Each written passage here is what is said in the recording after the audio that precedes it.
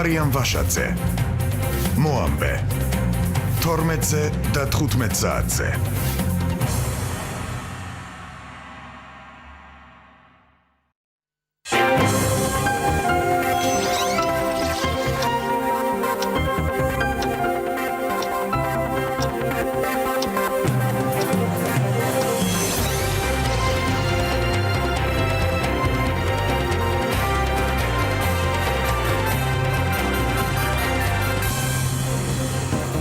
კიდევ ერთხელ მოგესალმებით, მოამბეს 15 საათზე მარიამ ვაშაძე წარმოგიდგენთ გამოშვებაში თქვენ ნახავთ. ახალი აკრძალვები და რეკომენდაციები კორონავირუსის გავრცელების წინააღმდეგ, რა გადაწყვეტილებები მიიღო უწყებათა შორისმა საკოორდინაციო საბჭომ. კორონავირუსის სტატისტიკა საქართველოში, როგორია პაციენტების ჯანმრთელობის მდგომარეობა. რა შემთხვევაში მოუწევს პარლამენტს დისტანციური რეჟიმით მუშაობა, ახალი კანონპროექტის განხილვა საკანონმდებლო ორგანოში. ახალი აკრძალვები და რეკომენდაციები კორონავირუსის პრევენციული ღონისძიებების ფარგლებში 18 მარტიდან საქართველოში უცხო ქვეყნის მოქალაქეების შემოსვლა იკრძალება, ასევე იხურება სამთო კურორტები. უწყებათა შორის საკოორდინაციო საბჭოს მორიგ სხდომაზე კიდევ რამდენიმე გადაწყვეტილება მიიღეს, რასაც სპეციალურ ბრიფინგზე მთავრობის წევრებმა ისაუბრეს. ანა ბროლაძე ჩაგვერთვება ახლა მოამბის ეთერში. ანა, კონკრეტულად რომ ვისაუბროთ, რა ახალი შეზღუდვები და რეკომენდაციები გაიცა სხდომის შემდეგ.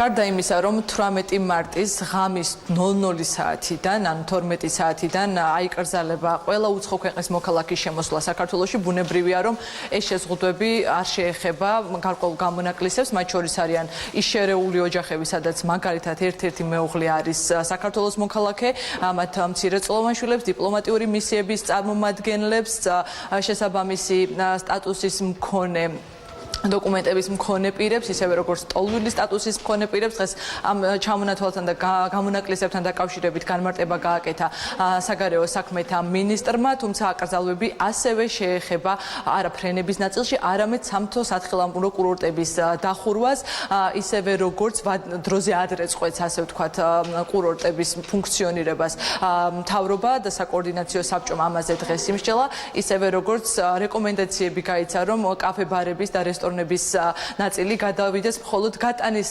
სერვისზე მუშაობის მიმართულებით და მთავრობამ დღეს თქვა, რომ მაქსიმალურად შეუწყობს სარესტორნო ბიზნეს ხელს იმისთვის, რომ შეიზღუდოს ის არეალები, სადაც მოქალაქეთა დიდი რაოდენობით თავშეყრა იქნება შესაძლებელი, იქიდან გამომდინარე, რომ ქვეყანა მაქსიმალურად მართოს პროცესი, რათა თავიდან აირიდოს ამ შემთხვევაში ხელისუფლებამ კორონავირუსის გავრცელება. დღეს კიდევ ერთი რეკომენდაცია იყო ის, რომ მაქსიმალურად 70 წელს გადაცილებული პირები მაქსიმალურად ეცადონ, რომ დარჩნენ სახლში თვითიზოლაციის რეჟიმში, რადგან ისინი წარმოადგენენ რისკ ჯგუფებს და სასურველი იქნება, თუ საჯარო თავშეყრის და ხალხმრავალი ადგილებიდან შეძლებენ ისინი თავის არიდებას. ხვალღამე 18 მარტის 00 საათზე იკრძალება საქართველოს სახელმწიფო საზღვარზე შემოსვლა უცხო ქვეყნის მოქალაქეებისათვის. საქართველოს მოქალაქეებს, რომელსაც ექნებათ სურვილი, რომ დაბრუნდნენ სამშობლოში, მათ ექნებათ საშუალება გამოიყენონ ის ავიამიმოსვლა, რომელსაც ახორციელებს საქართველოს ავიახაზები. დროზე ადრე იხურება საქართველოს სამთო სამთხილამურო კურორტები. საკოორდინაციო საბჭოზე მიღებული იქნა გადაწყვეტილება, რომ რეკომენდაცია მიეცეს კაფეებს, რესტორნებს და ბარებს, რომ შეზღუდონ მათი მომსახურებების ის ნაწილი, რომელიც დაკავშირებულია მოუხშვალოდ მოქალაქეების მომსახურებასთან. მათ ექნებათ საშუალება გააგრძელონ ოპერირება და ფუნქციონირება ეგრეთ წოდებული გატანის სერვისებისთვის, თუმცა ჩვენი რეკომენდაცია, რომ მაქსიმალურად შეიზღუდოს თავშეყრის ადგილები და კონტაქტი ჩვენს თანამოქალაქეებთან. 70 წელს ზემოთ საქართველოს მოქალაქეებისათვის გაცემული იქნას რეკომენდაცია, რომ ისინი მაქსიმალურად მოერიდონ ყველა თავშეყრის ადგილს და მაქსიმალურად შეეცადონ საკუთარი თავის იზოლაციას. ამ წუთებში დავალება გაცემული მაქვს და საბაგიროების მუშაობა შეწყდება, მოხდება კონსერვაცია, კურორტები წყვეტენ მუშაობას და ეს არის სწორი და ესეთი აბსოლუტურად გამართლებული ნაბიჯი. ვირუსის გავრცელების პრევენციასთან მიმართებაში. მე დღეს საღამოს შეხვედრაც მაქვს საქართველოში მიტანის სერვისის კომპანიებთან. ჩვენ ვიმსჯელებთ თუ როგორ გავაძლიეროთ მათი სიმძლავრეები, მათი შესაძლებლობები და დავეხმარებით კვების ობიექტებს საჭიროების შემთხვევაში ამის კარგად ორგანიზებაში. ნებისმიერი უცხოეთის ქვეყნის პირის მოქალაქის შემოსვლა საქართველოში იგრძალება, ეს რა თქმა უნდა არ ეხება ჩვენ მოქალაქეებს, იქნება რა თქმა უნდა გარკვეული გამონაკლისები, ბუნებრივია, ეს შეეხებათ პირველ რიგში საქართველოში აკრედიტებულ დიპლომატიურ მისიებს და საერთაშორისო ორგანიზაციის წევრებს და მათ ოჯახებს, ასევე შერეულ ოჯახებს, როდესაც ერთ-ერთი მეუღლე არის საქართველოს მოქალაქე, ეს არის მეუღლე ან არასრულწლოვანი შვილი, ამავე დროს ჰუმანიტარული მისიით მომავალ პირებს თუ დღის წესრიგში დადგა ასეთი მისიის მოვლენის აუცილებლობა, ჩვენი ავიაკომპანია დაფრინავს სხვადასხვა მიმართულებებზე. ეს მიმართულებები არის ამსტერდამი, პარიზი, ვენა და მაქსიმალურად ვცდილობთ, რომ ვისაც პრობლემები შეექმნა, რომ ამ მიმართულებებზე გადავამისამართოთ.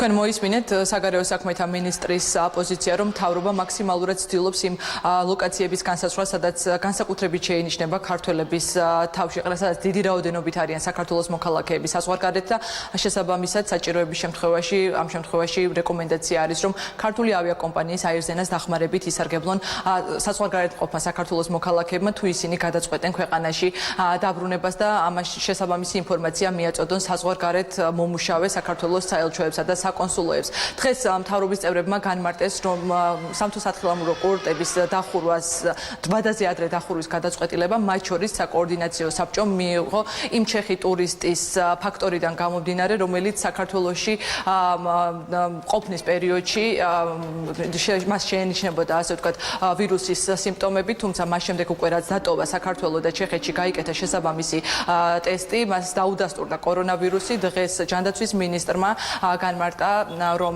მათ ჰქონდათ კოორდინაცია ამ ტურისტთან, ის დაუკავშირდა ამ შემთხვევაში საქართველოს ხელისუფლებას, ხელყაზე მიაწოდა დეტალური ინფორმაცია იმ მარშრუტთან და საკონტაქტო პირებთან დაკავშირებით, ვისთანაც საქართველოში ყოფნისას და დასვენებისას ჰქონდა მას შეხება.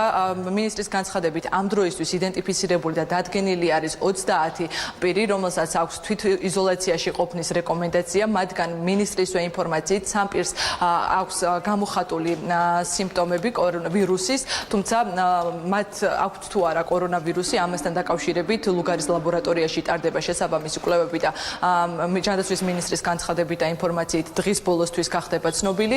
ამ შემთხვევაში სპეციალისტების რეკომენდაცია და მიმართვა არის მოსახლეობისადმი, რომ ის, ვინც ისვენებდა ამ პერიოდში გუნდაურში, სადაც მათ შორის ჩეხი ტურისტს ჰქონდა შემხებლობა გარკვეულ წრეებთან, ნუ იქნებიან პანიკაში, ის რომ ისინი ამ პერიოდში იმყოფებოდნენ გუნდაურში, როდესაც კორონავირუსის დადასტურების მქონე ჩეხი ტურისტი, ეს არ ნიშნავს, რომ ისინიც არიან ინფიცირებული, იყვნენ თუ მაინც და მაინც ნერვიულობენ თვითიზოლაციაში, შესაბამისი სიმპტომების გამოვლენის შემთხვევაში კი მიმართონ შესაბამის სამედიცინო დაწესებულებებს. ამ შემთხვევაშიც მთავრობის რეკომენდაცია არის, რომ ისინი მაქსიმალურად მართავენ პროცესს და როგორც დღეს ჯანდაცვის მინისტრმა განაცხადა, იმ შემთხვევაში თუ მოქალაქეები პასუხისმგებლობით მოეკიდებიან ხელისუფლების მითითებებს და რეკომენდაციებს მაქსიმალურად გაითვალისწინებენ, საქართველოში არ დადგება საჭიროება საგანგებო მდგომარეობის გამოცხადებასთან დაკავშირებით.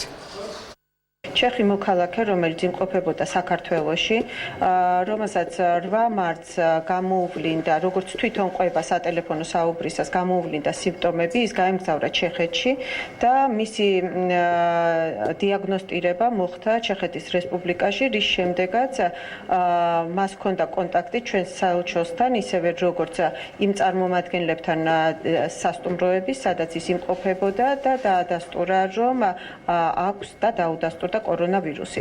ეს გახდა გარკვეულწილად იმის ბიძგი, რომ ჩვენ მივიღეთ ეს გადაწყვეტილება და სამთო კურორტებზეც, ისევე როგორც ყველა სხვა დახურულ სივრცეზე დავაწესებთ და ვაწესებთ შეზღუდვებს. ძალიან დიდი მადლობა ამ ადამიანს, იმიტომ რომ ისე დეტალურად გამოგვიგზავნა თავისი ისტორია საქართველოში მოძრაობის თავისი ფოტოსურათებით, რომ ძალიან გაგვიადვილა საქმიანობა და მოძიება იმ ადამიანების, ვინც იყვნენ მასთან მჭიდრო ახლო კონტაქტში, ვიცი რომ არის ამაზე დიდი პანიკა უკვე ატეხილი, გუდაურში ყოფნა არ ნიშნავს რომ ამ ადამიანს ვინმე იქ ჩაეხუტა.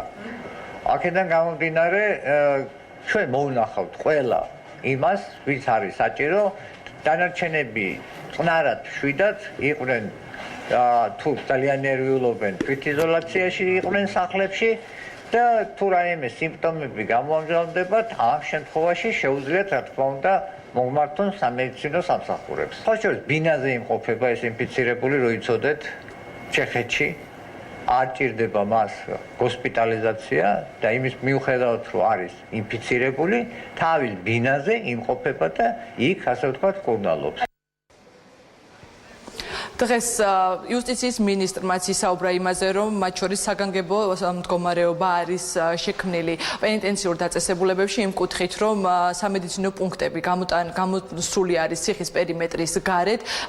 მინისტრმა ჩამოთვალა 3 დაწესებულება, სადაც ხდება ხოლმე ახალი პატიმრების ამშავდებული პირების განთავსება და თქვა, რომ მხოლოდ შესაბამისი შემოწმების შემდეგ თანაც ციხის ტერიტორიის გარეთ ხდება ამ პატიმრების შესვლა ციხეზე, იმისთვის რომ უშუალოდ დახურულ დაწესებულებებში ან სადაც არის დახურული პერიმეტრი საშელახსრულები დაწესებულებებში არ მოხდეს კორონავირუსის გავრცელება. პრევენციის მიზნით მინისტრისვე განცხადებით მაქსიმალურად არის გამკაცრებული მეტპერსონალის შემოწმება, რომლებსაც ამ შემთხვევაში საშელახსრულები დაწესებულებებში უწევთ შესვლა, რომ ისინი არ გახდნენ ინფიცირების შეტანის კერა და ციხეებში. დღეს მინისტრმა აღნიშნა ისიც, რომ მათ შორის გარკვეულ პატიმრებთან დაკავშირებით, რომლებსაც ჰქონდათ საეჭვო სიმპტომები, ინფორმაცია მიიღეს მოსამართლეებისგან, ადვოკატებისგან და მოსამართლეების თანაშემწეებისგან, რომ კონკრეტულ პატიმრებს უშუალოდ სასამართლოს დარბაზებში აღენიშნებოდათ გარკვეული სიმპტომები და ამ კუთხითაც სამინისტრომ შეძლო პროცესის მართვა და სწორედ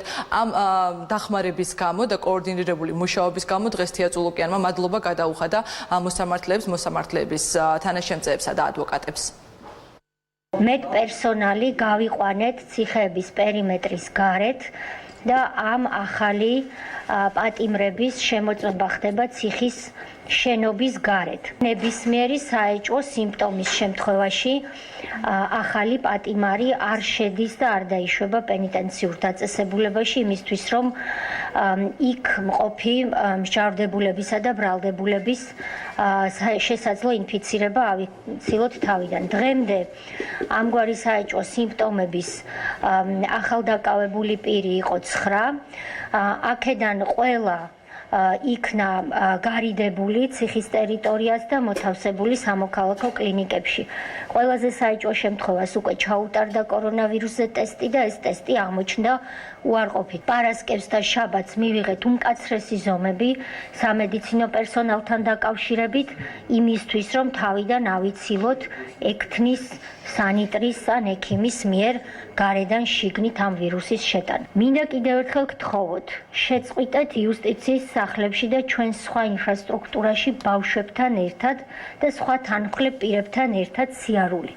ასევე თავადაც მობრძანდებით თუ არ არის სერვისის მიღების გადაუდებელი საჭიროება. იუსტიციის მინისტრმა მოუწოდა მოქალაქეებს, რომ თავი აარიდონ საჯარო თავშეყრის ადგილებში სტუმრობას, მაგალითად ისეთი სერვისების მიღებას, რომლის მიღების საჭიროება არ არსებობს, მათ შორის იუსტიციის სახლებში, ვინაიდან განსაკუთრებით მით უმეტეს ბავშვებთან ერთად, ან ოჯახის სხვა პირებთან ერთად გადაადგილებას მინისტრის განცხადებით იმ შემთხვევაში, თუ მოქალაქეები არ გამოიჩენენ ამ სოციალურ პასუხისმგებლობას ამ კუთხით, მთავრობამ შესაძლოა იფიქროს იუსტიციის სახლების მუშაობის შეჩერებაზე, ხოლო ის მოქალაქეები, რომლებსაც აუცილებლად სჭირდებათ გარკვეული სერვისების მიღება, დაემორჩილონ წესებს, რეკომენდაციებს, დაიცვან რიგები, მინიმუმ 1 მეტრიანი დისტანცია და მინისტრის თხოვნით ნუეჩხუბებიან იუსტიციის სამინისტროს თანამშრომლებს შესაბამისი რეკომენდაციების გაცემის შემთხვევაში. მინისტრი იმედს გამოთქვამს, რომ მოქალაქეები ამ რეკომენდაციებს გაითვალისწინებენ და მაქსიმალურად ხელს შეუწყობენ სახელმწიფოს სერვისების ერთი მხრივ ეფექტურად ფუნქციონირებაში და მეორეს მხრივ კორონავირუსის გავრცელების პრევენციაში. გვადლობთ ანა ეს ანა ბროლაძე იყო. უწყებათა შორისი საკოორდინაციო საბჭოს მორიგის ხდომა, სადაც დამატებითი ღონისძიებების გატარების შესახებ გადაწყვეტილებები მიიღეს, გიორგი გახარიას ხელმძღვანელობით მთავრობის ადმინისტრაციაში დღეს გაიმართა. მთავრობის მეთაურის განცხადებით არსებობს კრიტიკულად მნიშვნელოვანი 4 განზომილება, რომლის ეფექტური მართვაც არსებულ გამოწვევასთან გამკლავებაზე აისახება. ესენია ჯანდაცვა, ეკონომიკა, ლოგისტიკა და მარაგების მართვა, საზოგადოებრივი წესრიგი. რამოდენიმე კრიტიკულად მნიშვნელოვანი განზომილებაა, რომლის მართვაც საბოლოო ჯამში იმოქმედებს ეფექტურად გაუმკლავდებით ჩვენ გამოწვევას ამ გამოწვევას თუ არა. ეს არის ეს 4 განზომილება, კიდევ ერთხელ ვიმეორებ, ჯანდაცვა, ეკონომიკა, ლოგისტიკა და მარაგების მართვა და საზოგადოებრივი წესრიგი. შემდეგი ნაწილი, რაც უკიდურესად მნიშვნელოვანია ასევე და რომლის მექანიზმსაც ჩვენ დღესვე შევქმნით და აქ მჯდომ ყველა ადამიანს ექნება, ეს არის მიღებული გადაწყვეტილების, აქ მიღებული გადაწყვეტილებების შესრულების მონიტორინგი. ესეთი ჯგუფი გაკეთდება აქ ადმინისტრაციაში. რა თქმა უნდა, თქვენ იგივე ჯგუფები თქვენ ქვემოთ სამინისტროებში უნდა ყავდეთ, განსაკუთრებით ამ მიმართულებებით, რაც თქვით. მთავრობის შემდეგ კორონავირუსის გავრცელების პრევენციული ღონისძიებების შესახებ რეკომენდაციები კიდევ ერთხელ გასცა თბილისის მერმა.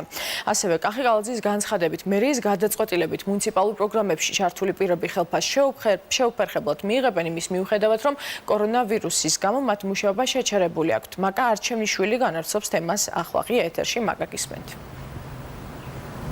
დიახ, თბილისის მერიის გადაწყვეტილებით მუნიციპალურ პროგრამებში ჩართული პირები დაფინანსებას შეუფერხებლად მიიღებენ, როგორც კახაკალაძემ სპეციალურ პრესკონფერენციაზე განმარტა, კორონავირუსიდან მომდინარე საფრთხეების ფონზე სწავლა შეჩერებულია, თუმცა ამის მიუხედავად ყველა ის პირი, ვინც მუნიციპალურ პროგრამაშია დასაქმებული, ხელფასებს შეუფერხებლად მიიღებენ.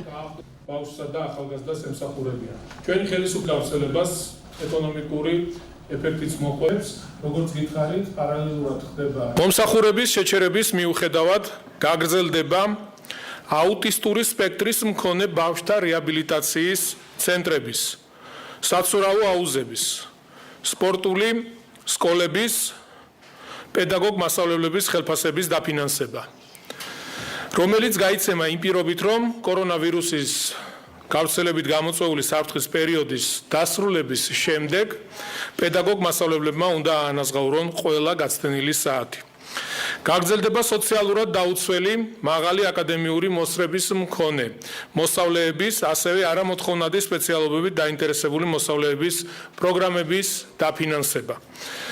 სწავლების შეჩერების მიუხედავად გაიცემა მერიის ბალანსზე არსებული კულტურული, სპორტული, საგანმანათლებლო და ახალგაზრდულ ცენტრებში დასაქმებული პერსონალის, მწვრთნელებისა და პედაგოგების მარტის თვის სახელფასო ანაზღაურება, მათ შორის საუბარია ხელოვნების სკოლების, მოსწავლე ახალგაზრდობის სახლების, მოსწავლე ახალგაზრდობის სასახლის პედაგოგებზეც. კახაკალაძის განმარტებით მუნიციპალურ პროგრამაში ჯამში 2500-მდე ადამიანია დასაქმებული და როგორც უკვე აღნიშნე, არც ერთ მათგანს ხელფასის მიღებასთან დაკავშირებით პრობლემები არ შეექმნებათ. გვადლობთ მაკა არჩევნიშვილი საუბრობდა ღია ეთერში. როგორ აისახება საგანგებო ზომების საკანონმდებლო ორგანოს მუშაობაზე და გადავა თუ არა პარლამენტი დისტანციურ რეჟიმზე. ეს ამ დროისთვის უცნობია. ბიუროს ხდომაზე დღეს იმ დადგენილების დაჩქარებული წესით განხილვას დაუჭირეს მხარი, რომელიც პარლამენტის თავმჯდომარეს საკანონმდებლო ორგანოს მუშაობის დისტანციურად წარმართვის უფლებას აძლევს. ნათია ქენქაძე იმყოფება პარლამენტში და ღია ეთერში გვერდება. ნათია, მეტ დეტალს ველიჩენგან და ახლა რა რეჟიმში მუშაობენ დეპუტატები? მაგრამ ჯერჯერობით დეპუტატების მუშაობის რეჟიმი არ შეცვლილა, ამ წუთებშიც რამდენიმე კომიტეტის ხდომა მიმდინარეობს პარლამენტში, თუმცა საკანონმდებლო ორგანოს ის თანამშრომლები, ვისი გადაყვანაც შესაძლებელი იყო დისტანციურ რეჟიმზე, უკვე არიან გადასული ამ რეჟიმზე. გარკვეული შეზღუდვები არის მედიისთვისაც გადაადგილების კუთხით. ძირითადად ჩვენ თავმოყრილი ვართ სხდომათა დარბაზის და ბიუროს ოთახის მიმდებარედ და მიმდინარეობს შენობის დეზინფექცია. აქ რამდენიმე წუთის წინაც იმყოფებოდნენ სპეციალისტები, რომლებმაც სპეციალური სადეზინფექციო ხსნარით დაამუშავეს. ბიუროს სამხმაუროს ოთახი, დერეფანი, კიბეები და ეს განხორციელდება ყველა სართულზე. რაც შეეხება დისტანციურ რეჟიმს, ჯერჯერობით არ არის გადაწყვეტილი გადავა თუ არა საკანონმდებლო ორგანო დისტანციურ მუშაობაზე. დღეს ამ ინიციატივის დაჩქარებული წესით განხილვას დაუჭირა ბიურო მხარი, მაგრამ ამის პარალელურად უნდა განხორციელდეს რეკომენდაციების მიღება სპეციალისტებისგან, რამდენად შესაძლებელია ეს ტექნიკურად, არის თუ არა გამორიცხული ყველა რისკი და საპარლამენტო უმრავლესობაში ამბობენ, რომ ეს არ არის მარტივი პროცესი. ბუნებრივია შეიცვლება რეჟიმიც, რომელიც ახლავს თან საკონსტიტუციო ცვლილებების განხილვას, რადგან ამისი თამდევი პროცესი არის საერთო სახალხო განხილვები. საპარლამენტო უმრავლესობაში ამბობენ, რომ სავარაუდოდ ეს განხორციელდება დისტანციურად, მაგალითად ტელეხიდების მეშვეობით. ამას გადაწყვეტს საკონსტიტუციო კომისია, რომლის შექმნაზეც ხვალ უნდა იმსჯელოს ბიურომ. უმრავლესობაში ამბობენ, რომ შესაძლებელია არც მოუწიოს პარლამენტს რეჟიმის შეცვლა, მაგრამ ისინი ვალდებული არიან, რომ დაიზღვიონ თავი და საკანონმდებლო ორგანო მზად იყოს იმისთვის, რომ დისტანციურადაც მიიღოს გადაწყვეტილებების საჭიროების შემთხვევაში. ბიურო შეუძლია მიიღოს ეს გადაწყვეტილება დაჩქარებული განხილვასთან დაკავშირებით და დაუჭიროთ ამას მხარი, თუმცა შევხედოთ კვირის განმავლობაში რა მოცემულობა გვექნება, ამის მიხედვით შემდგომ თუ აღარ იქნება იმის საჭიროება, რომ დაუშვათ დაჩქარებული განხილვოთ, ავტომატურად თუ ვერ მოესწრება, ისედაც ეს სტატუსი მოეხსნება, ასე რომ დაჩქარებულად მიღების შემთხვევაში ეს ავტომატურად არ ნიშნავს თავისთავად, რომ სავალდებულო წესით ჩვენ უნდა მივიღოთ ამ კვირაში. ოპოზიცია კი ისევ ბოიკოტის რეჟიმშია, ისინი ამბობენ, რომ ამ ეტაპზე მთავარი არის, რომ არ შეექმნას პრობლემა საკონსტიტუციო ცვლილებების განხილვას. ისინი აცხადებენ, რომ მზად არიან მხარი დაუჭირონ დისტანციურ რეჟიმს და ეს არის გამოსავალი შექმნის სიტუაციაში, რომ იყოს დაცული რეკომენდაციები, მაგრამ პროცესი არ შეფერხდეს. უშუალოდ განხილვების პროცესში ოპოზიცია არ ჩაერთვება, თუმცა ისინი საკონსტიტუციო კომისიის შექმნის საკითხს მხარს დაუჭერენ. კანონით გათვალისწინებულია, რომ განხილვები უნდა მორჩეს ერთი თვის განმავლობაში და სავალდებულო არ არის ერთი თვის განმავლობაში გაიწელოს. არ არის დათქმული ვადა თუ რამდენ დღეში უნდა იყოს დამთავრებული და მათ შორის თუ იქნება გამოყენებული აუცილებელ შემთხვევაში დისტანციური ურთიერთობის ფორმები, რა თქმა უნდა, ესეც იქნება მისაღები გამომდინარე იმ ვითარებიდან თუ რა ძიმე მდგომარეობაში ყოფება დღეს თერმოსოფლიო კორონავირუსთან დაკავშირებით.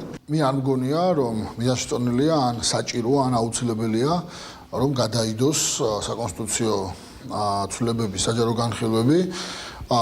შესაძლებელი არის ამ საჯარო განხილვების ჩატარება სხვადასხვანაირი ფორმით, მათ შორის ჩართვების, ონლაინ შეხვედრების, ტელევიზიის, ტელეკონფერენციების და ასე შემდეგ გამოყენების გზით. დღეს ბუნებრივი არის განსაკუთრებული მდგომარეობა და ამ განსაკუთრებულ მდგომარეობას განსაკუთრებული ზომები ჭირდება და ამის შესაძლებლობას იძლევა დღევანდელი ტექნოლოგიები. გამომდინარე იქიდან, რომ ინიციატივის თუნდაც დაჩქარებული წესით განხილვა სჭირდება გარკვეული დრო, უკვე ცნობილია, რომ მიმდინარე კვირაში საკანონმდებლო ორგანო იმუშავებს ჩვეულ რეჟიმში. ხვალ გაიმართება ბიუროს ხდომა, სადაც საკონსტიტუციო კომისიის შექმნაზე უნდა იმსჯელოს, შემდეგ კი უკვე პლენარული ხდომაა ჩანიშნული. გმადლობთ ნათია ქენქაძე საუბრობდა პირდაპირ ეთერში. ახალი კორონავირუსით დაინფიცირებული პირველი პაციენტი გამოჯანმრთელებულია. ინფორმაციას თბილისის ინფექციური კლინიკის სამედიცინო დირექტორი ადასტურებს. საუბარი ირანში მოგზაურობის ისტორიის მქონე პირზე, რომელსაც 24 საათის განმავლობაში ჩატარებულმა კვლევამ ორგანიზმში კორონავირუსის შტამი არ დაუფიქსირა. განმეორებითი კვლევის მოლოდინში რიგით მეორე ინფიცირებული პირიც ბოლო მონაცემებით თბილისის ინფექციურ კლინიკაში ყოფი 28 ინფიცირებულიდან 4-ს მძიმე, ხოლო 4 მსუბუქი ფორმის პნევმონია აღენიშნება. მედიკოსების თქმით, მათი დაავადება არ პროგრესირებს და მკურნალობას ემორჩილება. ბუშინ უკვე დღის მეორე ნახევარში გაცხადდა, რომ ჩვენი პირველი პაციენტი გამოჯანმრთელდა, მასთან განმეორებით ორჯერადად ტესტირებით მიღებული არის უარყოფითი პასუხი. მეორე პაციენტი, რომელთანაც მიღებული იყო პირველ ჯერზე უარყოფითი, დღეს ჩატარდება მასთანაც ტესტირება. ვიმედოვნებთ, რომ იქაც ალბათ პასუხი უარყოფითი იქნება და ეს იქნება ჩვენი მეორე გამოჯანმრთელებული პაციენტი. ყავს უკვე 8 პნევმონიით პაციენტი. აქედან 4 პაციენტი მძიმე პნევმონიით ფასდება. უბრალოდ სტაბილური სიტუაცია დაწყებული მკურნალობის ფონზე და ვიმედოვნებთ, რომ პროგრესირება არ იქნება. დანარჩენ 4 შემთხვევაში საშუალოზე მსუბუქი მიმდინარეობით არის პნევმონია. აქაც მდგომარეობა მკურნალობას ექვემდებარება ამ ეტაპზე.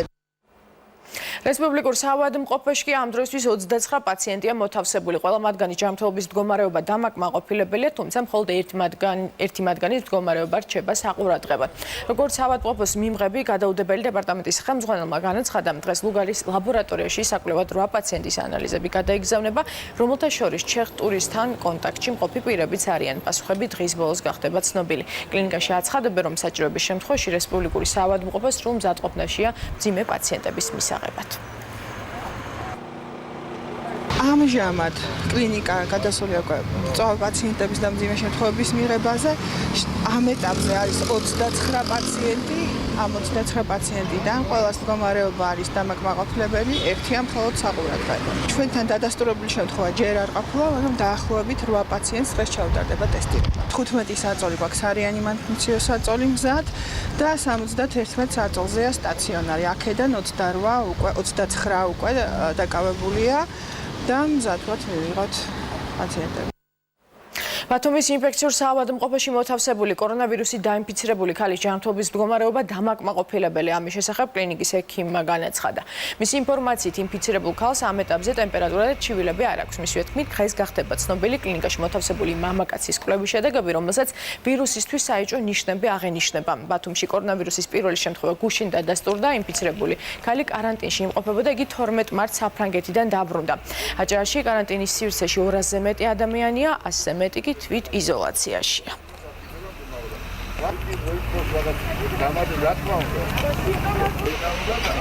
შემოვიდა ცხელებით 37 და 5 ქონდა მოგზაურობის ისტორია, რის გამოც საკარანტინო ზონაში იმყოფებოდა, ვინაიდან ტემპერატურის აწევა ქონდა, ერთჯერადაც მოგვართა ჩვენ, გადმოიყვანეს ჩვენთან, რომ ჩაუტარდეს კვლევები და განიხილოს როგორც საეჭვო შემთხვევა. ჯანმრთელობის მდგომარეობა პაციენტის არის დამაკმაყოფილებელი, ამჟამად ცხელება არ აქვს, ჩივილები პრაქტიკულად არ აქვს და ყველა სხვა მაჩვენებლები ლაბორატორიული კლინიკური ჩატარებული კვლევების შედეგად ნორმის ფარგლებს არ ცდება.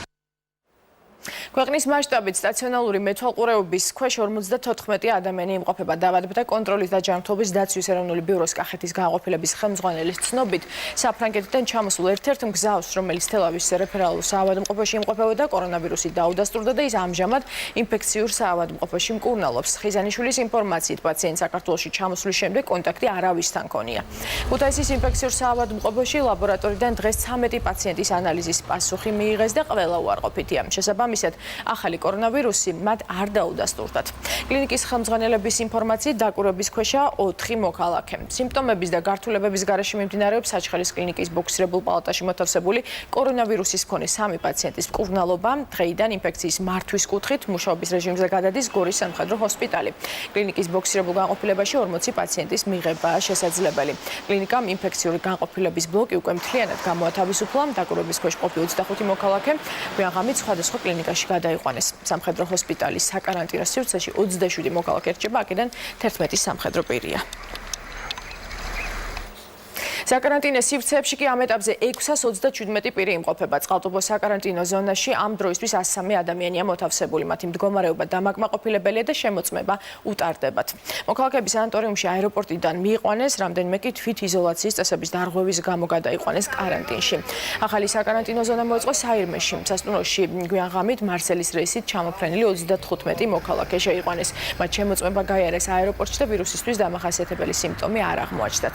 რაც შეეხება კახეთს, იქ თვით იზოლაციაში 110 პირი რჩება, 3 კი კარანტინში იმყოფება. საჩხერის საკარანტინო სივრცეში მოთავსებული 40 მოქალაქიდან თვით იზოლაციისთვის საკუთარ სახლებში დღეს დილით 11 მოქალაქე წაიყვანეს. კლინიკის დირექტორის თქმით, კარანტინში დარჩენილი 29 მოქალაქიდან თავს ყველა კარგად გრძნობს. ოკუპირებულ ტერიტორიაზე ამ დროისთვის არსებული ინფორმაციით ვირუსით ინფიცირების შემთხვევები არ გამოვლენილა. სრულად ჩაკეტილი ეგრეთ წოდებული გამშვები პუნქტები ოკუპირებულ აფხაზეთში. ეგრეთ წოდებულ გადასასვლელებზე შეზღუდვები აქვს დაწესებული ოკუპირებული ცხინვალის დე-ფაქტო მთავრობასაც.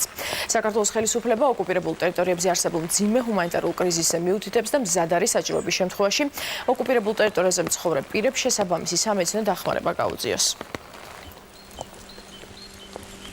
ყველა შესაძლო საშუალებით მუშაობთ იმისათვის, რომ მოსახლეობით ინფორმირებაც მოხდეს, განსაკუთრებით პრევენციულ ზომებთან დაკავშირებით, სხვათა შორის ამ წრებში აქტიურად გავრცელა ჩვენმა აპარატმაც აფხაზურად და ოსურად ნათარგმნი ყველა ის მასალა, რომელიც საქართველოს დანარჩენი მოქალაქეებისთვის არის ხელმისაწვდომი. ხადია ჩვენ გვაქვს მგზავრობა იმისა, რომ საჭიროების შემთხვევაში დავეხმაროთ მოქალაქეების დიაგნოსტიკასა თუ უკვე დაავადების მართვაში, მაგრამ იმ პირობებში, როცა არის ეგრეთ წოდებული გადასასვლელი პუნქტები ჩაკეტილი, მოსახლეობა იზოლაციაშია თვეების განმავლობაში, მე მაინც მინდა იმედი გამოთქვა, რომ უდიდესი გამოწვევის დროს, რომელიც არის მსოფლიო პანდემია, ამ ხალხს არ შეექმნება კვეთის პრობლემა.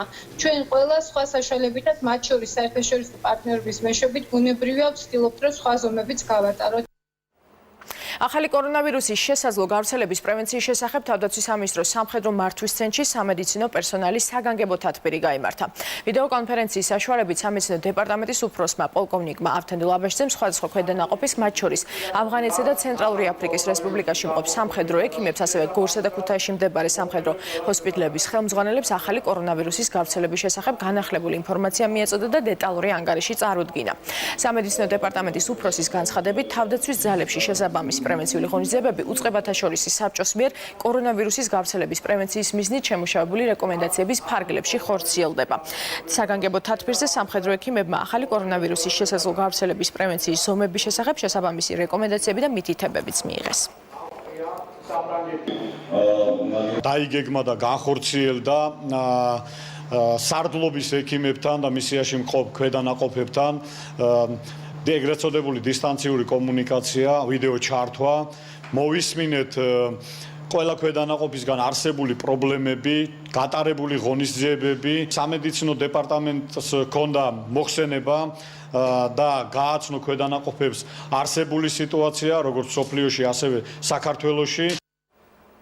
საქართველოს განათლების სამინისტროს რეკომენდაციები ზოგად საგანმანათლებლო დაწესებულებებს. ამ რეკომენდაციებზე დაყრდნობით სკოლებმა განახლებული სასწავლო პროცესი ისე უნდა დაგეგმონ, რომ ეროვნული სასწავლო გეგმის მიზნები სრულად იყოს მიღწეული. კერძოდ, არდადეგების პერიოდში სკოლებს ეძლებათ რეკომენდაცია კომუნიკაცია ჰქონდეთ მშობლებთან საგანმანათლებლო შემეცნებითი რესურსების მიწოდებისა და არდადეგების პერიოდში მოსწავლეთა დამოუკიდებლობის სწავლების მხარდაჭერის მიზნით. ამ პროცესში შესაძლებელია გამოყენებულ იქნას Microsoft-ის Office-ის პროდუქტები, რომელიც ხელმისაწვდომია ყველა საჯარო სკოლის წარმომადგენლისთვის. პერიოდულად განახლდება უფასო რესურსების ჩამონათვალი საგანმანათლებლო პორტალზე LG. ამ მიზნით სკოლის წარმომადგენელი უნდა შევიდეს ვებგვერდზე და გაიცნოს ინსტრუქციებს. განათლების სამინისტროს რეკომენდაცია, რომ იმ პერიოდის განმავლობაში როდესაც სასწავლო პროცესი გაგრძელდება, ეროვნული სასწავლო გეგმების მიზნებთან მიმართებაში ისე დაგეგმოს სასწავლო პროცესი და შეცვალოს თავისი სასკოლო სასწავლო გეგმა, რომ ეროვნული სასწავლო გეგმის მიზნები იქნას მიღწეული. ვითვალისწინებთ სხვადასხვა გამოწვევებს, მასწავლებლის კომპეტენციას, სოციალურ ფონს, იმასთან დაკავშირებით, რომ ყველგან ხელმისაწვდომი არ არის ინტერნეტი, შესაბამისად ონლაინ სწავლება ეს არის ერთ-ერთი საშუალება და გზა განათლების მიღების. დღეიდან დედაქალაქში მოქმედ 62 უფასო სასადილოში კორონავირუსის რისკებისგან დასაცავად მომსახურების ახალი წესი ამოქმედა. ახალი წესის თანახმად განსაკუთრებული რისკის მქონე ქრონიკული დაავადების მქონე ბენეფიციარებს, ასევე მარტოხელა მოხუცებს და თვით იზოლაციაში მყოფ ბენეფიციარებს სპეციალისტების მიერ დატრენინგებული მოხალისეების საკვებს სახლში მიუტანენ. მოხალისეები ბენეფიციარებს უსაფრთხოების ყველა წესის დაცვით და შესაბამისი ეკიპირებით მოემსახურებიან. აღნიშნულ კატეგორიას მიეკუთვნებულ ადამიანებს შეუძლიათ დარეკონ მერიის ცხელხაზზე და განაცხადონ, რომ სურთ მომსახურება. ყოველი უფასო სასადილოს შესასვლელთან მობილიზებულია სპეციალურად დატრენინგებულ მოხალისეთა და მერიის თანამშრომელთა ჯგუფი. დღეიდან ამოქმედა საგანგებო წესები უფასო სასადილოში მოსული ბენეფიციარებისთვის, მათივე უსაფრთხოებისთვის, საკვების გაცემისას ხდება გარკვეული დისტანციის დაცვა, რაც არის მსოფლიო ჯანდაცვის ორგანიზაციის მიერ მოთხოვნილი. პლუს ამას დამატებით ჩვენ დღეიდან უკვე გაგვაქვს იმ ბენეფიციარებთან, რომლებმაც დაარეკეს ხელხაზზე, მათთვის სახში ოჯახში მიტანა საკვების. არ არის მიზანშეწონილი, რომ 10-15 ადამიანმა ერთად ისადილოს და მიაქვთ სახლში საჭმელი. ვისაც არ აქვს კონტეინერი მოტანილი, ჩვენ თვითონ კონტეინერები გვაქვს, შევფუთავთ და ვატანთ. ფაქტიურად დასრულებულია ყველა რაიონში პირველი დღე ამ პროცესის, რომლებიც თვალყურს ადევნებენ იმ პირველ ამოცანას, რომ ადგილზე ხდებოდეს სრულიად, ანუ საერთაშორისო ჯანდაცვის ორგანიზაციის და წითელი ჯვრის რეკომენდაციებით დაცვა. გარდა ამისა, დამატებით ჩვენ ვარიგებთ ფლაიერებს, სადაც არის თავიდან ბოლომდე აღწერილი ყველა ის აუცილებელი ზომა, რომელიც უნდა დავიცვათ იზოლაციის პირობებში. მთავრობის უწყებათა შორისი საკოორდინაციო საბჭოს რეკომენდაციების შესაბამისად პენტენციურ დაწესებულებებში სადეზინფექციო სამუშაოების ჩატარება გრძელდება. კვირას დეზინფექცია ჩაუტარდა 5 პენტენციურ დაწესებულებას, სპეციალური ხსნარი დამუშავდა როგორც ადმინისტრაციული შენობა, ისე პატიმრების საცხოვრებელი კორპუსები, საერთო სივრცეები და ყველა ის ადგილი, სადაც დაწესებულებაში გარედან შესული ადამიანი შეიძლება მოხვდეს. გარდა ამისა, პენტენციურ დაწესებულებებთან არსებულ საზოგადოებრივ მისაღებებში მოქალაქეთა მისაღებ მაგიდებზე მინის დამცავი ბარიერები დამონტაჟდა, რათა საზოგადოებრივი მისაღების თანამშრომლები ვირუსის შესაძლო გავრცელებისგან დაცულნი იყვნენ. ფოთისა და ხობის ეპარქიაში მეუფე გრიგოლი ქვეყანაში შექმნილი ვითარების გამო ფოთის და ხობის ეპარქიის წარმომადგენლებს შეხვდება. გუშინ საკვირაო წირვის დასრულების შემდეგ მიტროპოლიტმა განაცხადა, რომ ზიარების შემდგომ სიტყვების ერთჯერადი ჭიქებით მიღებამ მრევლის ნაწილი დააბრკოლა. მას მიაჩნია, რომ სასულიერო პირები უნდა შეიკრიბონ საკითხის შესახებ იმსჯელონ, რათა ერთიანი პოზიცია შემუშავდეს. სასულიერო პირები საკათედრო ტაძარში უკვე შეკრებილები არიან, შეხვედრა რამდენიმე წუთის წინ დაიწყო. იმისთვის ვართ შეკრებილი, რომ პრობლემას უფრო ღრმად ჩავხედოთ და თვალი გაუსწოროთ სინამდვილეს და ის ნაბიჯები გადავდგათ, რომელიც დაგვეხმარება ამ სირთულეებთან გამკლავებაში. დღესდღეობით მთელ მსოფლიოში COVID-19 დაინფიცირებულთა რაოდენობა 179,000-ია, ვირუსით 6,513 ადამიანი დაიღუპა. COVID-19-ისგან 77,257 ადამიანი განიკურნა. ყველაზე რთული მდგომარეობა ახლა ევროპის კონტინენტზეა. იტალიაში ბოლო 24 საათში დაღუპულთა ყველაზე მაღალი მაჩვენებელი დაფიქსირდა 368 ადამიანი. ყველაზე რთული მდგომარეობა ლომბარდიაში, სადაც ერთ დღეში 252 პირი დაიღუპა. ბოლო მონაცემებით ქვეყნის მასშტაბით გარდაცვლილთა რაოდენობა 1800-ია. რთული მდგომარეობა საფრანგეთში, სადაც დაინფიცირებულთა რაოდენობა თითქმის 6000-ია, დაღუპული 127 ადამიანი. რთული მდგომარეობა ესპანეთში, სადაც დაინფიცირებულთა რაოდენობა 7000-მდე გაიზარდა. გერმანიაშიც დაინფიცირების თითქმის 5000 შემთხვევა ფიქსირდება. გერმანიის ხელისუფლებამ ავსტრიასთან, საფრანგეთთან, შვეიცარიასთან და ლუქსემბურგთან საზღვარი ჩაკეტა. COVID-19-ის გავრცელების პრევენციის გამო ნიუ-იორკში ყველა ბარი და რესტორანი დაიხურა, განცხადება ქალაქის მერმა გააკეთა. ყველა ბარი და რესტორანი იხურება ლოს-ანჯელესშიც, ამერიკაში COVID-19-ის 3485 შემთხვევა დაფიქსირდა, დაღუპულია 69 ადამიანი. ჩინეთში კი ბოლო 24 საათში კორონავირუსის მხოლოდ 16 შემთხვევა დაფიქსირდა, აქედან მხოლოდ 4-ია შიდა შემთხვევა. ახალი შემთხვევებიდან 12 იმპორტირებულია, რის გამოც ჩინეთმა საერთაშორისო მგზავრების კონტროლი გაამკაცრა. უკვე მე-11 დღეა უჰანის გარეთ ახალი შემთხვევები თითქმის არ ფიქსირდება. საერთო ჯამში ჩინეთში COVID-19-ით გარდაცვლილია 3213 ადამიანი. შემთხვევების რაოდენობა იკლებს სამხრეთ კორეაშიც. ქვეყანაში ბოლო 24 საათში ვირუსის მხოლოდ 74 შემთხვევა დაფიქსირდა და ეს ბოლო სამკვირაში ყველაზე დაბალი მაჩვენებელია. ვირუსის გავრცელებიდან დღემდე სამხრეთ კორეაში 8236 შემთხვევაა დაფიქსირებული. COVID-19-ით 75 ადამიანი დაიღუპა. პარლამენტის დამოუკიდებელი დეპუტატი ბექა ნაცვლიშვილი ხელისუფლებას კორონავირუსის შედეგების პრევენციისკენ მოუწოდებს. მისი თქმით, მთავრობამ ქმედითი ნაბიჯები უნდა გადადგას სოციალური და ეკონომიკური მძიმე შედეგების გასანეიტრალებლად. ნაცვლიშვილი აცხადებს, რომ კორონავირუსის მკურნალობის ყველა ხარჯი სახელმწიფომ უნდა დაფაროს და ყველაზე დაუცველი ფედა საკვები და სადეზინფექციო საშუალებებით უზრუნველყოს. მისივე თქმით, სხვადასხვა ობიექტის მუშაობის შეჩერებამ მასობრივი უმუშევრობა რომ არ გამოიწვიოს, უნდა მოხდეს ინფრასტრუქტურული პროექტების რაოდენობის გაზრდა და სოფლის მეურნეობის მხარდაჭერა.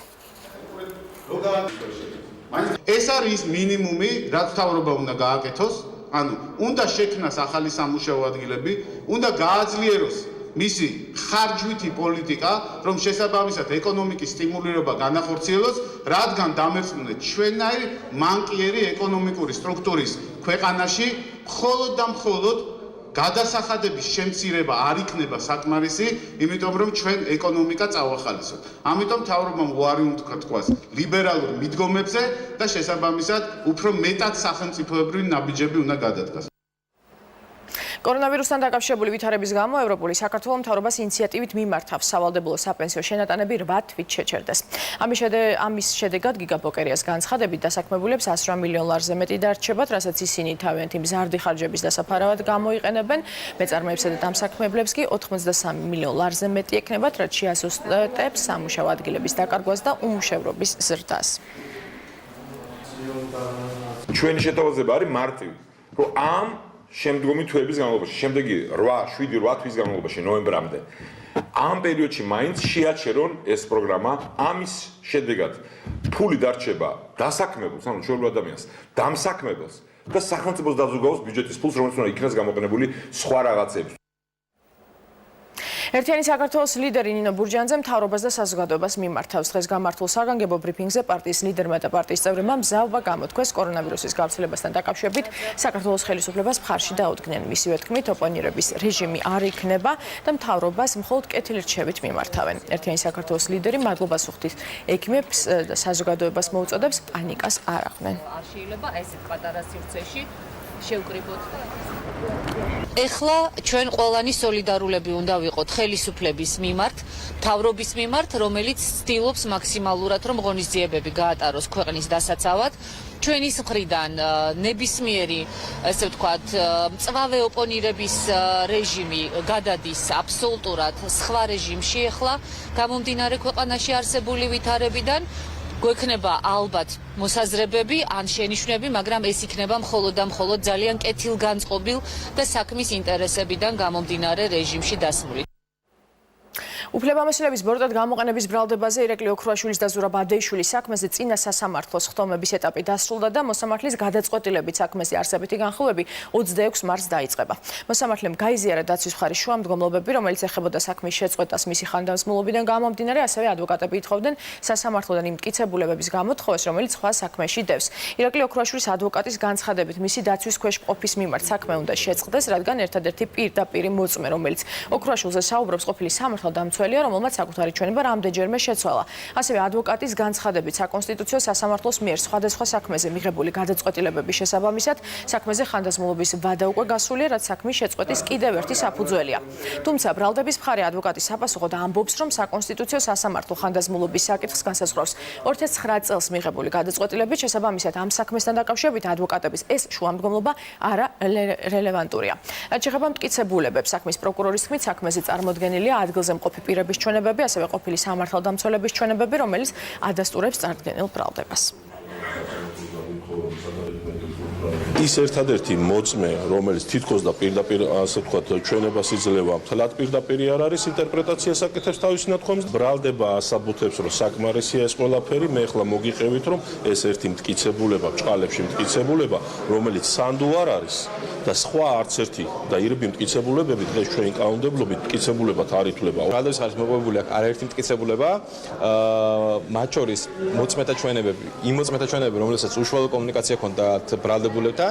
ერთ შემთხვევაში, როდესაც მიიღეს დავალება და 2004 წლის 24 ნოემბერს მოხდა შემთხვევის ადგილის ფალსიფიკაცია და იმ პირებისთვის, ანუ ამირენ რობაქიძის და მას ერთად ყოფ პირებისთვის მტკიცების ცეცხლსასროლი იარაღის და საბრძოლო მასალის ჭყალებში ჩადება და მეორე შემთხვევაში, როდესაც უკვე იმჟამებელი გენერალური პროკურორის დავალებით მოხდა საქმის არასწორი მიმართულებით წარმართვა, კონკრეტული პირების პასუხისმგებლობაში მიცემა უსაფუძვლოდ და ამ ნაწილში წარდგენილი აქვს ბრალი ყოფილ გენერალურ პროკურორ ზურაბ აბდეიშვილს. ტყიბულში გაფიცულ მეშახტებს მინდელი შახტის ადმინისტრაცია არ შეხვდა, რის შედეგადაც მათ მერიასთან გადაინაცვლეს. მერიის ადმინისტრაციულ შენობასთან მოთხოვნები მათ კიდევ ერთხელ გააჟღერეს. მეშახტები ხელისუფლებისგან დახმარებას ითხოვენ. გაფიცულებს ქალაქის მერი შეხვდა, მერის თქმით, კარგად იცნობს მეშახტების პრობლემას და ხელისუფლება ჩართული ამ პროცესებში. როგორც ჩუბინიძემ განმარტა, ისინი შეხვდნენ კომპანიის წარმომადგენლებს და აქვთ ინფორმაცია, რომ მხარეები გარკვეულ საკითხებზე შეთანხმებულები არიან, რამდენიმე საკითხზე კი მუშაობენ. მეშახტების თქმით, კომპანიამ შახტში 3 დღე მუშაობაში აჩერა, რის გამოც აქციაც ჩერდება და იმ შემთხვევაში, თუ ამ პერიოდში მოთხოვნები არ დაკმაყოფილდება, აქციაც განახდება. კომპანიის ადმინისტრაციამ დღეს ტყიბულში კომენტარი არ გააკეთა. მეოთხე დღეა უკვე მეშახტეები გაფიცულები ვართ.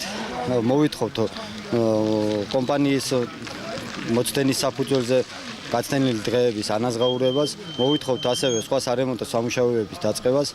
და მოვითხოვთ, რომ კომპანიამ და ზოგადად სახელმწიფომ მოგვაქციონ ყურადღება და სახელმწიფომ რეაგირება მოახდინოს კომპანიაზე, რათა კომპანიაში აღმოფხვრილი იყოს ის უსაფრთხოების ნორმები, რაც ამჟამად არის შახტაში დადებილი. რაღაც საკითხებთან დაკავშირებით ისინი ჩამოყალიბდა და რამდენიმე საკითხია, რომელიც შეეხება შრომის უსაფრთხოებას და განაცვლური დღეების ანაზღაურებას. ეხლა კომპანიის ხელმძღვანელობთან მქონდა ურთიერთობა და მითხრეს, რომ ამ თემებსაც ისინი უახლეს მომავალში გადაწყვეტავენ.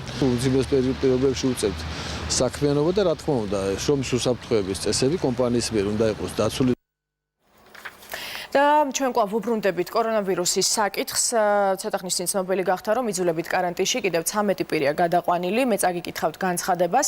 საქართველოს მთავრობის უწყებათა შორის საკოორდინაციო საბჭოს მიერ მიღებული გადაწყვეტილების და რეკომენდაციების აღსრულების და ქვეყანაში კორონავირუსის გავრცელების პრევენციის მიზნით შინაგან საქმეთა სამინისტროს შესაბამის დანაყოფების თანამშრომლები 24 საათიან საგანგებო რეჟიმში მუშაობას განაგრძობენ.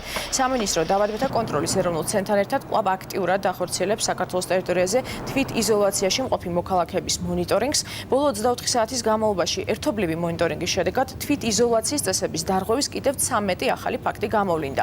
ყველა მოქალაქე, რომელმაც შიდა ქართლში, ქვემო ქართლში, აჭარის, გურიის, მცხეთის, თიანეთის და იმერეთის რეგიონებში თვითიზოლაციის წესები დაარღვია, საკარანტინო ზონაში იძულებითაა გადაყვანილი. თვითიზოლაციის წესების დარღვევის გამო საკარანტინო ზონებში იძულების წესით ჯამში 55 პირია გადაყვანილი. შეგახსენებთ, რომ საქართველოს ტერიტორიაზე მყოფი ყველა პირი ვალდებულია დაემორჩილოს საზოგადოებრივი ჯანმრთელობის სფეროში მოქმედ საქართველოს კანონმდებლობის მოთხოვნებს და პატივისცეს საზოგადოებრივი ჯანმრთელობის სამსახურის გადაწყვეტილებებს. შინაგან საქმეთა სამინისტრო კვლავ მოუწოდებს მოქალაქეებს გამოიჩინონ მაღალი საზოგადოებრივი პასუხისგებლობა და დაემორჩილონ აღნიშნულ რეგულაციებს. ნათქვამია განცხადებაში.